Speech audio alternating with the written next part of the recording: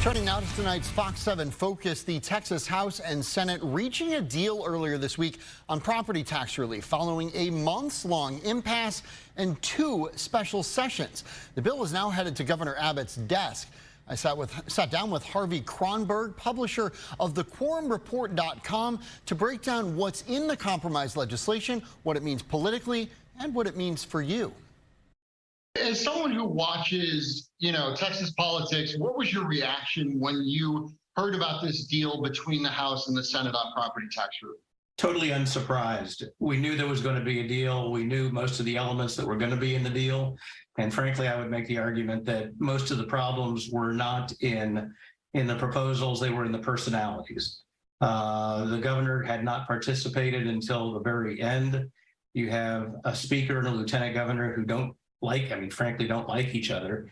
And you had gotten to the point where the lieutenant governor was going on talk radio and on television, trash talking him on all kinds of conservative media. More of the delay was attributed to personality than to legitimate substantive issues. When you look at the substance of what's actually in here, $12 billion for reducing the school property tax rate, $100,000 homestead exemption, as well as this 20% circuit breaker, as it's called.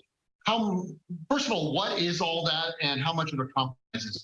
Well, the $12 billion in paying down property tax reduction is a one-time. Well, it's one time. They'd have to reauthorize it again next cycle. So they've raised the bar as to what the baseline is going forward, and we just have to hope the economy is sufficient to support that.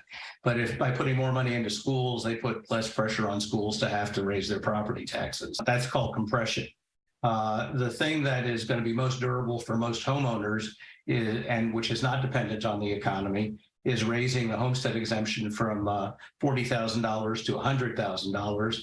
And for most middle class folks, they will feel that. That'll be about, on average, about $1,200 or something like that. And it's not going to be contingent on future budgets. And the 20% cap on increasing non-residential property in places like Austin, where you saw non-homesteads double in the last 3 years, that can be pretty consequential, but nobody knows how, to my knowledge, nobody knows what that's going to cost yet. So it lets everybody get out of town claiming that they have done something about property taxes. What is the impact for the average Texas homeowner? Are they going to feel this in short order? Somebody with a $500,000 home is only going to be, that is not over 65, is going to watch their taxable value of their house drop from $500,000 to $400,000.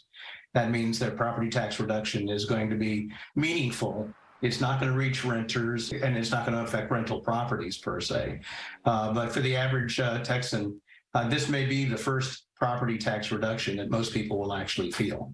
What do you feel like the political optics are here? Do any of the big three come away looking good out of this?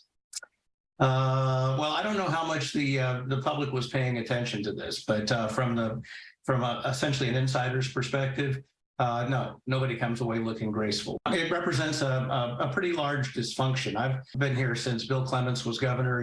Bill Clements back in 1989 was personally engaged in negotiations. Ann Richards was personally engaged. George W. Bush was definitely engaged. Rick Perry was engaged. This governor was not engaged, and he left it to the devices of two people who don't like each other. It was Sam Rayburn, former Speaker of both the Texas House and Speaker in Congress, who said, most people think it's Democrats and Republicans are the enemy. Nah, it's the House versus the Senate.